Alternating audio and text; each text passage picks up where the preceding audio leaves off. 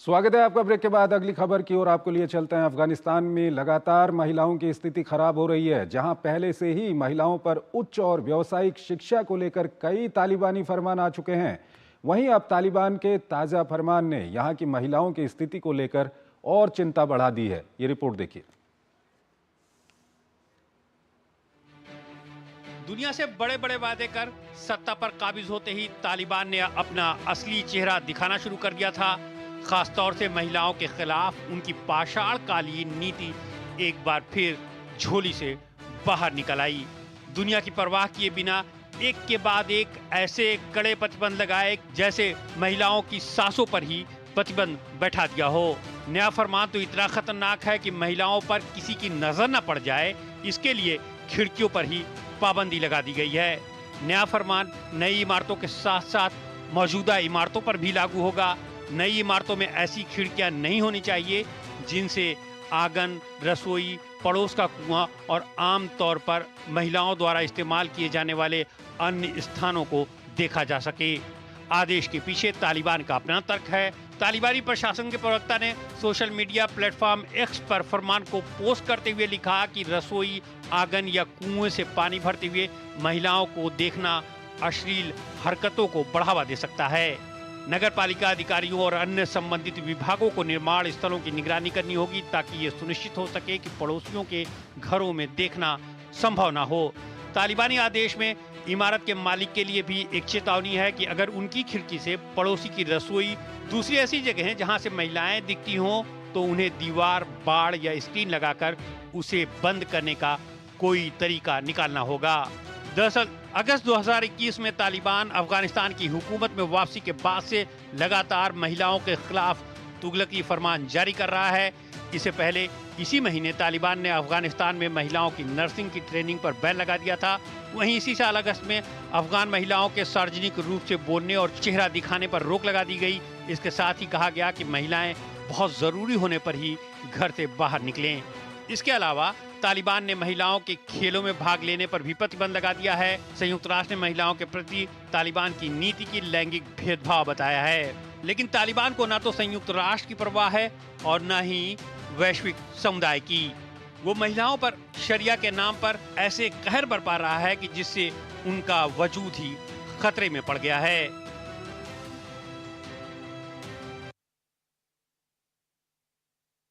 हमारे साथ जुड़े हुए हैं विदेशी मामलों के जानकार हैं, उनसे हम बातचीत करेंगे इस खबर पर। आलोक जी, जब अमेरिका अफगानिस्तान से गया था और वहां पर तालिबान की हुकूमत आई थी, तो तालिबान की ओर से उस पर बहुत ये सवाल उठते थे कि आप महिलाओं के लिए आप ठीक नहीं हैं, आप महिलाओं पे काफ़ी कठोर हैं। तो उनका ये कहना था कि वो पुराना जो तालिबान का शासन था, इस बार का जो तालिबान का शासन है वो अलग है, हम ऐसा नहीं करेंगे।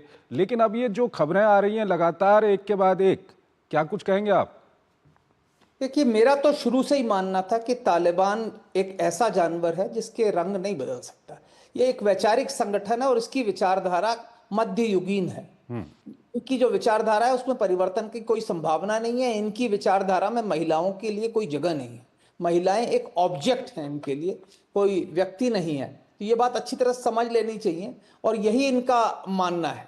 तो इनके जो वैचारिक विमर्श हैं उसमें महिलाओं के लिए कोई जगह नहीं है।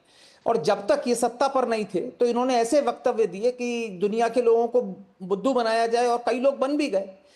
जब ये दोहा में थे तो इन्होंने कहा महिलाओं को हम कार्य भी करने देंगे, पढ़ने भी देंगे। उसके बाद जब शुरू में आए तो इन्होंने थोड़े प्रतिबंध लगाए, फिर धीरे धीरे जैसे जैसे ये सशक्त होते गए ये और प्रतिबंध लगाते चले गए।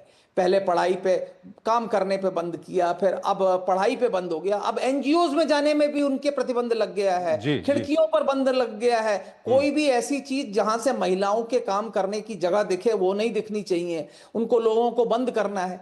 तो ये इनकी मानसिकता दिखाती है। देखिए, मैंने हमेशा कहा है कि तालिबान जो 2.0 है ये लोगों की मिथिकल एजम्पशन है। तालिबान तालिबान है ना, वो 1.0 थी ना 2.0 थी। उनकी विचारधारा में कोई परिवर्तन नहीं आता। भारत के अंदर भी कई ऐसे लोग हैं जो तालिबान 2.0 बोलते हैं, कुछ बोलते हैं, बोलते रहे, उनके साथ दोस्ती का हाथ बढ़ाना चाहते हैं। मेरा ये मानना है कि ये एक ऐसा वैचारिक संगठन है जिसका अल्टीमेट उद्देश्य जो है एक वैश्विक इस्लामिक अमीरात की स्थापना है। और इसके लिए जो इनके जो मध्ययुगीन विचार हैं उसके अनुसार ये कार्य कर रहे हैं। और ये सिर्फ इनकी जो विचारधारा है, इनका जो उद्देश्य है, वो सिर्फ अफगानिस्तान तक सीमित नहीं है, वो पूरे विश्व के लिए है। अभी तो क्षेत्रीय संगठनों, क्षेत्रीय राष्ट्रों को कष्ट होगा, आगे चलकर पूरे विश्व के लिए। तो हो सकता है कुछ लोग इस बात से खुश हों कि वो आज पाकिस्तान के साथ टकराव कर रहे हैं, पर ये एक ऐसा संगठन है जो सिर्फ पाकिस्तान के लिए, ईरान के लिए, मध्य एशिया के लिए नहीं, भारत के लिए भी और शेष विश्व के लिए भी एक बहुत बड़ा खतरा बन सकता है। आलोक जी, यहाँ पर एक सवाल और मैं आपके सामने रखना चाहूँगा कि पिछला जो तालिबानी शासन था उस वक्त पे हमने देखा था कि तालिबान महिलाओं के साथ जो अत्याचार करता है उसके कई सारे फुटेज आते थे, कई सारी उसकी रिपोर्ट्स होती थी इंटरनेशनल प्रेस में, अंतर्राष्ट्रीय कम्युनिटी उस पर बोलती थी। इस बार ऐसा क्यों नहीं दिखाई देता? क्या है कि इस बार जो तालिबान का शासन आया है उसके लिए काफी हद तक अमेरिका और वहां का प्रशासन जिम्मेदार है।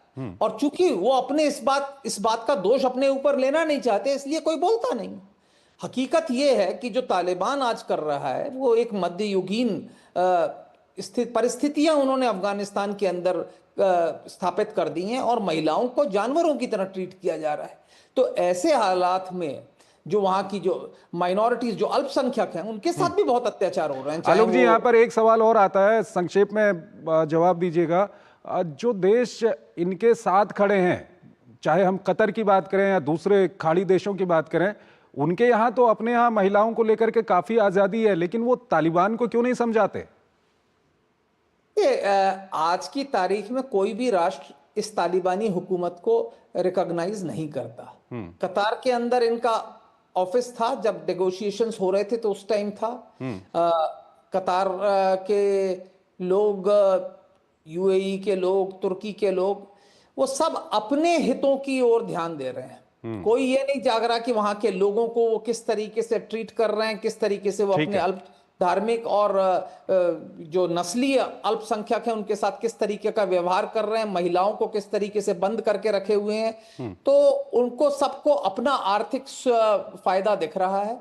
और मुझे लगता है कि आने वाले समय में सब लोग इस बात को समझेंगे कि ये जो तालिबान प्रशासन है ये ना तो अफगानिस्तान के हित में है, ना भारत के हित में है, ना शेष विश्व के हित में। बहुत बहुत शुक्रिया आपका आलोक जी, हमारे इस कार्यक्रम में हमारे साथ जुड़ने के लिए और दोनों बड़ी खबरों पर हमारे दर्शकों के सामने अपना